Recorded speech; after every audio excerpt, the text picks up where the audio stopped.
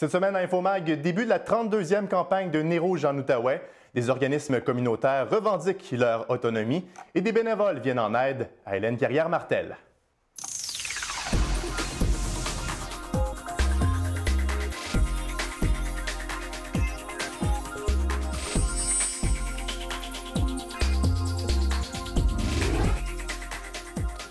Bonjour à tous, ici Mathieu Daou et je vous souhaite la bienvenue à Infomag.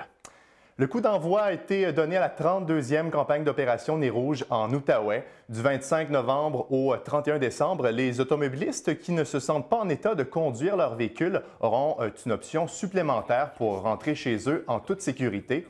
La nouvelle campagne publicitaire sous le thème « À vos côtés pour bien rentrer » utilise une formule semblable à celle de l'an dernier, soit de mettre en avant-plan de vrais bénévoles.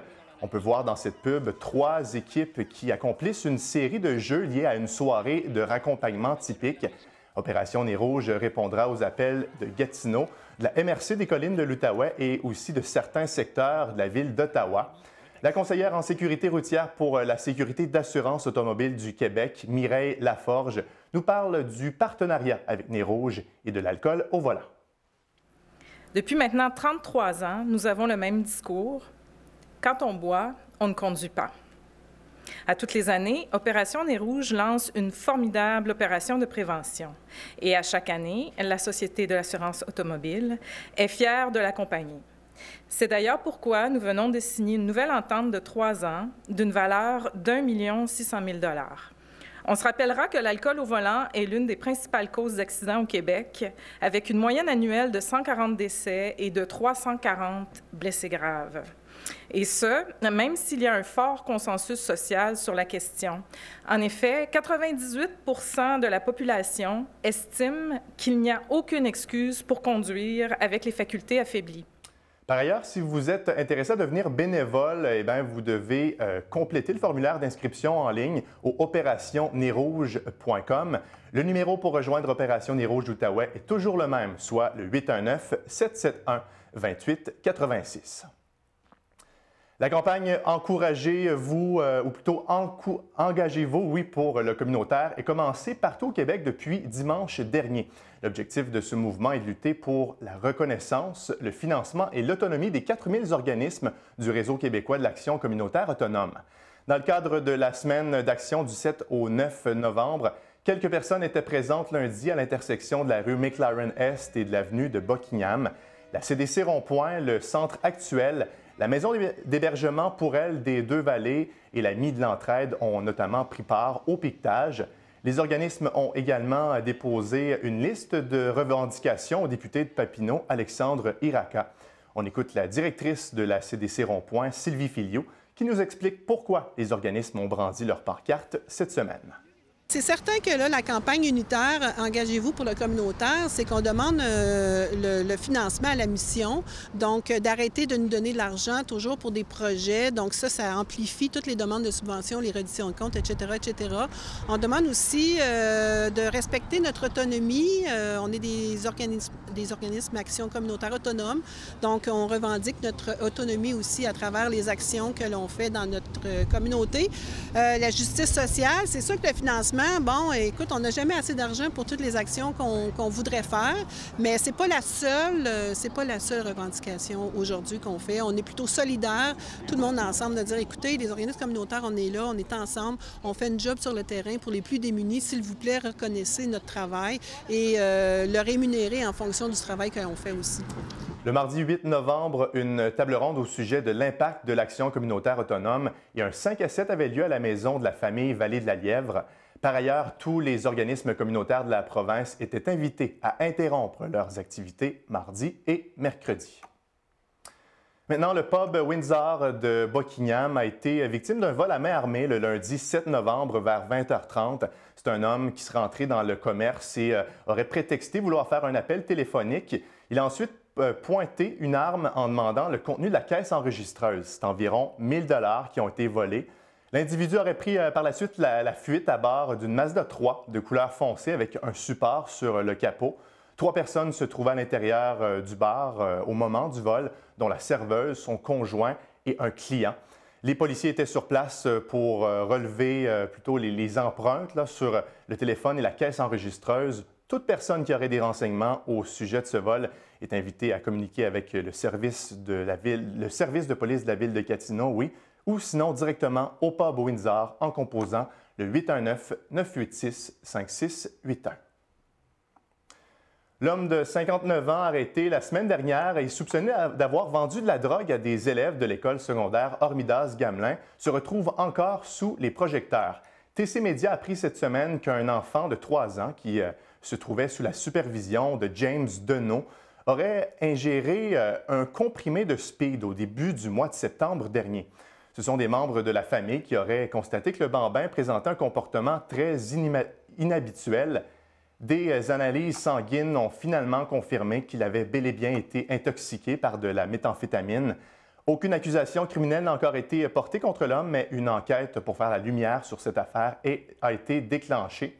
Rappelons que lors de la frappe au 232 rue Dorchester à Buckingham la semaine dernière, les policiers ont mis la main sur 57 comprimés de méthamphétamine, 26 grammes de cannabis et 350 $ en argent comptant.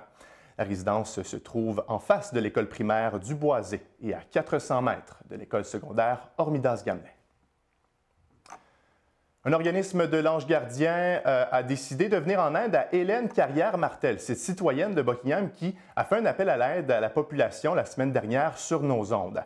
Rappelons que Mme Carrière-Martel a demandé de l'aide pour nettoyer son terrain et effectuer les travaux que la Ville de Gatineau lui demande de faire à sa résidence. Le groupe Les Anges gardiens des animaux, qui œuvre normalement pour la cause animale, a réussi à amasser une somme de 850 $ qui servira notamment à effectuer certaines réparations. Une équipe d'une dizaine de bénévoles sera sur place cette semaine afin de ramasser une partie des débris qui traînent sur le terrain de Mme Carrière-Martel et dans son sous-sol. L'organisme cherche toujours un contracteur qui accepterait d'aider Mme Carrière-Martel. Une page Facebook a aussi été créée dernièrement qui s'appelle « Tous ensemble pour Hélène Carrière, un cri du cœur ». On vous invite d'ailleurs à adhérer à ce groupe-là afin d'avoir toutes les informations. Petit rappel pour vous dire que la commission scolaire au cœur des Vallées tiendra son premier colloque au sujet des élèves en difficulté d'adaptation ou d'apprentissage le vendredi 11 novembre. Durant l'activité qui se déroule du côté de l'école secondaire Hormidas-Gamelin, vous pourrez visiter dès 16h30 différents kiosques d'information qui présenteront des services offerts aux élèves. Monsieur Martin Lajeunesse, le fils de Jeannette Bertrand, sera sur place pour offrir une conférence gratuite au sujet des troubles d'apprentissage. La soirée se conclura par une conférence de Dan Bigra sur le TDAH. On en parle d'ailleurs tantôt avec Jessie Laflamme. Pour assister à cette dernière prestation, les billets sont en vente au coût de 25 $. Pour les intéressés, vous vous rendez au www.salledesjardins.ca. Moisson Outaouais annonce l'ajout de 3 nouveaux organismes à son réseau d'aide alimentaire, ce qui porte à 30 le nombre d'organismes communautaires affiliés. Le dépanneur Sylvestre situé à Gatineau, l'Ami du partage de Val-des-Bois ainsi que Autonome Pontiac de Campbell Bay font maintenant partie de la grande famille de Moisson Outaouais. L'organisme croit que ces nouveaux membres vont contribuer à renforcer leur réseau afin de mieux couvrir les besoins de l'ensemble du territoire. Rappelons que Moisson Outaouais a pour mission d'assurer la sécurité alimentaire des personnes vivant des conditions socio-économiques difficiles. Le service de police de la Ville de Gatineau lance sur son site Web un nouvel outil qui démontre les crimes commis dans les différents secteurs de la ville. Cette carte interactive permet de visualiser 7 types d'infractions criminelles selon 3 types d'intervalles de temps. Parmi les types de crimes, on retrouve notamment les introductions par infraction, les incendies criminels, de même que les méfaits et les vols qualifiés. Il suffit de sélectionner une catégorie de crimes pour voir ensuite apparaître des indicateurs sur la carte interactive. Le nouveau portail est disponible au site Web qui apparaît au bas de l'écran. Le SPVG invite également les citoyens à participer à la prévention des crimes en s'informant sur les activités et les interventions policières grâce à sa page Facebook et son fil Twitter. La chasse au chevreuil est commencée dans la zone de la MRC des Collines depuis le 29 octobre dernier et sera en cours jusqu'au 13 novembre. Durant cette période de l'année plutôt, la MRC reçoit normalement plusieurs plaintes en ce qui concerne des individus qui chassent sans permission sur des terrains privés. Elle désire donc rappeler aux amateurs de chasse que le droit de chasser ne peut en aucun cas limiter le droit de propriété selon la réglementation provinciale. Un constat d'infraction de 200 $ et plus pourrait être remis à toute personne qui enfreint cette loi. La MRC souligne également qu'il est interdit de chasser à partir de la voie publique ou d'un véhicule.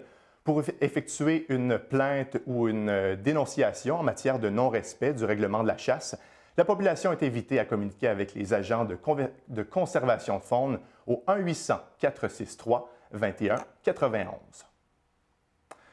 La 24e édition du Déjeuner du maire se tiendra le vendredi 11 décembre prochain dans la grande salle de l'hôtel Hilton du Lac-Lémy.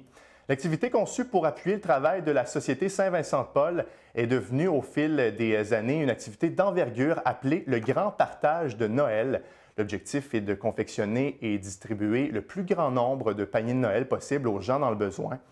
Les citoyens et citoyennes de Gatineau sont invités à contribuer pour la cause, soit par l'achat de billets pour le déjeuner du maire ou en participant à la campagne « Donner un petit 2 $ dans les magasins IGA et IGA Extra de la région ». Le premier service du déjeuner se déroulera à 9h30, tandis que le deuxième est à midi. Les billets sont vendus au coût de 25 $ sur le site de la Ville. Tous les participants sont également invités à remettre des denrées alimentaires non périssables à l'entrée de la salle. Les conseillers de la Ville de Gatineau ont commencé l'étude de leur budget 2017. Depuis la dernière élection municipale en 2013, ce sont des économies de plus de 13 millions de $ qui ont été réalisées. La Ville pourrait donc réussir à atteindre la cible qu'elle s'était fixée il y a 3 ans, soit celle de faire des économies de 15 millions de $ d'ici 2018. Les économies seraient dues à un changement de culture au sein de l'organisation et des réductions budgétaires, notamment dans les différents services d'amélioration continue. Voici les commentaires du maire de Gatineau, Maxime Penneau-Jobin, à ce sujet. On a pris l'habitude dans les discussions budgétaires depuis 2 ans, je crois, de commencer par vraiment la colonne des dépenses, les travaux qu'on fait pour limiter nos dépenses. On voit qu'on a une ville qui est gérée de façon serrée. C'est la 2e année de suite où la hausse des dépenses est la plus petite dans l'histoire de la ville. Parce qu'on regarde vraiment service par service, on regarde ça de façon rigoureuse. Et pour moi, c'est une belle démonstration qu'on fait nos efforts, surtout que pendant tout ce temps-là, on est une ville qui reste en croissance. On voit qu'on a une dette qui est sous contrôle, qui elle aussi diminue progressivement. Et ça aussi, c'est une nouvelle intéressante pour nous. Dans les compressions qu'on fait, c'est l'équivalent, en fait, quand je dis les compressions, dans nos façons différentes de travailler, c'est l'équivalent d'une compression de 30 employés. Fait que pour moi, ça, c'est vraiment quelque chose de très positif. Il y a un travail qui est fait, qui est rigoureux.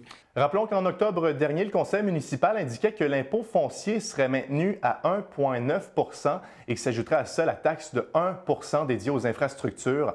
L'adoption officielle du budget de Gatineau doit avoir lieu le 6 décembre. Vous le savez probablement, le républicain, populiste et milliardaire Donald Trump a remporté l'élection présidentielle américaine. Après une longue campagne commencée en juin dernier, il devient le 45e président des États-Unis. Au moment où on se parle, Donald Trump a remporté 290 grands électeurs contre 118 du côté d'Hillary Clinton. Les candidats devaient obtenir 270 votes pour ainsi remporter l'élection. C'est à 2h50 ce matin que le nouveau président a livré son discours devant les partisans républicains réunis à New York. Évidemment, les réactions dans le monde vont de la surprise à l'inquiétude. Voici un extrait du discours de Donald Trump. Je m'engage auprès de chaque citoyen d'être le président de tous les Américains parce que c'est tellement important pour moi. Ceux qui ont choisi de ne pas me soutenir, et il y avait quelques personnes dans ce cas-là, je lance un appel. Montrez-moi le chemin, aidez-moi pour que nous puissions travailler ensemble et puis unifier ce grand pays qui est le nôtre. Je l'ai dit d'emblée, notre campagne, ça n'était pas une campagne. C'était plutôt un grand mouvement, un mouvement incroyable, composé de millions de personnes, des hommes, des femmes qui travaillaient, qui aimaient leur pays, qui voulaient un meilleur avenir pour eux-mêmes et pour leurs familles. Le jour du souvenir se déroulera le vendredi 11 novembre. Ce jour-là rappelle la fin de la Première Guerre mondiale et c'est une occasion de se souvenir de tous ceux qui ont défendu la nation. Des cérémonies auront lieu un peu partout au pays, notamment à Ottawa, au monument commémoratif de guerre du Canada. Et on vous rappelle qu'il s'agit d'un jour férié. Alors voilà pour le survol de votre actualité locale. Voici à l'instant la chronique culturelle avec Jessie Laflamme.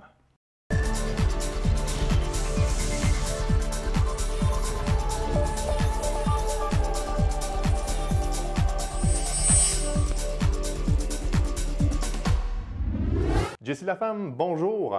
Salut Mathieu. Comment vas-tu? Très bien, toi? Super bien, merci. On parlait d'un premier colloque de la CCV tout à l'heure. Bon, là, tu n'as plus de détails concernant la conférence de Dan Bigra au sujet du TDAH. Oui, en fait, Dan Bigra, qui est un artiste qui souffre du trouble de déficitaire de l'attention avec ou sans hyperactivité. En fait, c'est le président de la commission scolaire au Cœur des Vallées, Éric Antoine, qui voulait promouvoir un peu les services éducatifs de l'école, promouvoir aussi le rôle d'un élu, ou surtout le faire comprendre le rôle d'une commission scolaire et le rôle des élus.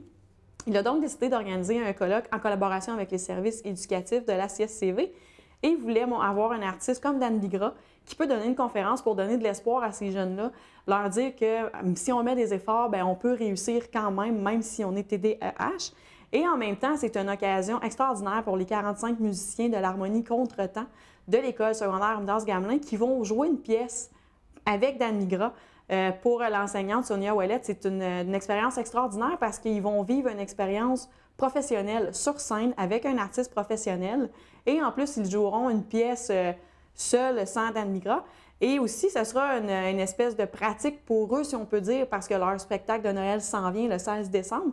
Et c'est concert et dessert parce qu'en plus de jouer de la musique, de leur instrument, les jeunes cuisinent des desserts qu'ils vont offrir aux spectateurs pendant l'entracte et ils vont en vendre aussi. C'est une façon d'amasser de l'argent pour les compétitions qui s'en viennent au mois de mai. Et également, c'est les 20 ans de l'harmonie cette année. Un spectacle aura lieu au mois de mai, le 13 mai 2017, qui va réunir plusieurs artistes, tous les anciens musiciens.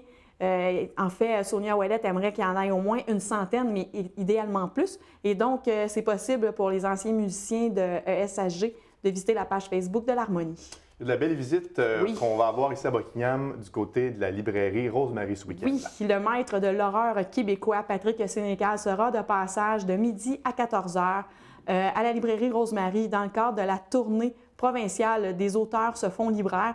En fait, ils soumettront des suggestions avec la propriétaire Danielle Bouladi. Évidemment, il va suggérer certaines de ses œuvres qu'on connaît, certains, 51 rue des Ormes, else.com, Les Séjours du Talion. Certaines de ses œuvres ont déjà été transformées en cinéma. Et donc, il va soumettre ses suggestions de ses livres, mais également d'autres suggestions. Et c'est une activité gratuite, mais on conseille aux gens d'arriver assez tôt parce que ça risque d'être une activité assez populaire. On parle du Buckingham Buzz Jazz et ça se poursuit du côté du Café des artistes La Lièvre. Oui, chaque vendredi, on a 2 spectacles toujours en lien avec le jazz, un à 20h30, l'autre à 21h30. Cette semaine, par exemple, on a Darren Smith et Tim Bettner, ainsi que 5 gars, une fille. Et pour connaître tout le reste de la programmation, c'est possible de visiter le www.cdea de La Lièvre. Et c'est 15 $ par vendredi soir. Étant donné que les places sont limitées aussi, c'est bien de réserver. C'est possible de le faire au 819-281-1987.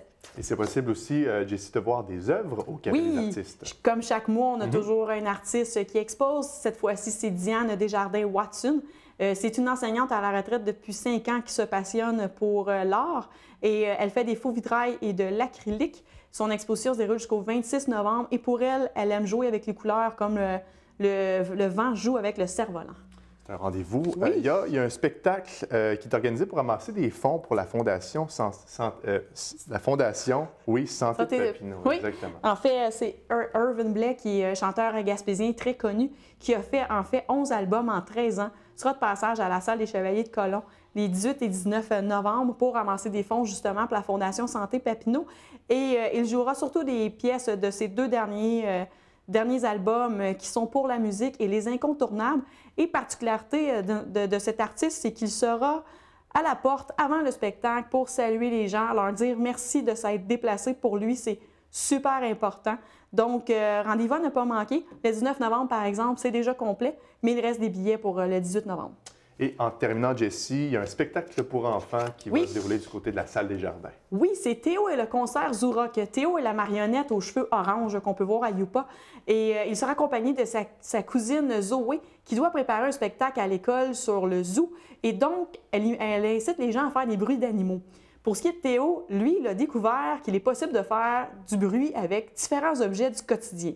Donc, le public sera invité à participer pour monter avec eux, Théo et Zoé, un spectacle musico-rock pendant cet après-midi. Ça se déroule le 26 novembre à 13h au coût de 15 $ à la salle des Jardins. À la salle des Jardins aussi, on a le film Le Bon Gros Géant qui est présenté ce dimanche, le 13 novembre à 14h au coût de 4 $. Et avant de te laisser la parole, je voudrais juste rappeler que Culture Outaouais organise les Culturiades le 18 novembre prochain au Fermont-Château-Montebello et qu'on a Jacques Jobin, qui est un auteur du coin, qui est en nomination dans la catégorie Rêve littéraire. Donc, ça me fera un plaisir de vous faire le compte-rendu dans 2 semaines. Toujours un plaisir de t'entendre pour ta chronique culturelle. Jessie, on se revoit dans 2 semaines. Oui, Merci tout à beaucoup. fait. Merci. Voici à l'instant les sports avec François Croteau.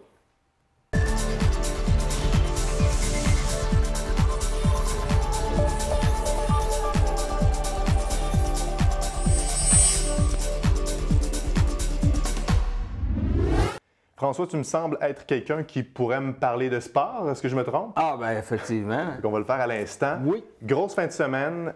Tigres juvéniles, ils ont gagné. Bon, ils sont champions pour une 4e année consécutive. Oui, on peut parler d'une dynastie. Là. Naturellement, la dynastie dure le temps que ça dure. Mais effectivement, là, 4 fois champion, là, c'est rare qu'on voit ça. C'était contre les représentants de Nicolas Gatineau. Et ça a été une belle victoire de 48-28. Âprement disputée, par exemple. Je pense qu'il faut rendre crédit là, également à Nicolas Gatineau, qui a su là, donner une très bonne lutte là, aux Tigres juvéniles. Le jeu du match, il y en a toujours un dans des rencontres comme ça. Le pointage était de 14-14. On était à la fin du 2e quart. Et Nicolas Gatineau a essayé une espèce de placement ou un botté de dégagement. Les Tigres l'ont bloqué et ont récupéré le ballon et ont couru jusqu'à la zone des buts. Ça a été le point tournant du match. Au lieu d'une avance de 17-14 ou de pointage égal, là, les Tigres avaient l'avantage.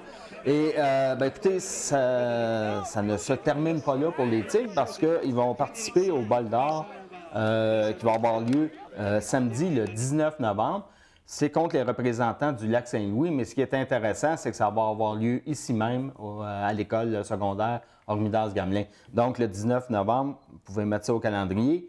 Et naturellement, après le match, on a rencontré l'entraîneur-chef Michel Leroy qui a livré là, ses commentaires. Ouais.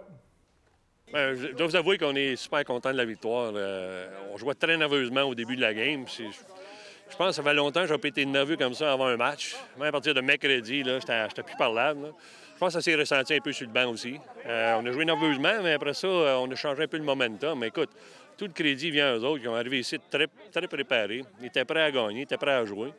Notre défensive était tout à fait exceptionnelle. Ils ont regardé dans le match là, toute la game. Alors, on est pas mal contents.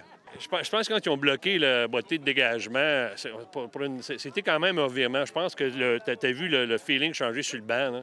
Tout le monde a commencé à se sentir OK, you know what, we can win this, on peut gagner ça. Je pense que c'était vraiment le tournant du match. Mais après ça, on s'est resserré, on s'est calmé, on s'est parlé, on a fait des petits ajustements qu'on avait besoin de faire. On est pas mal contents.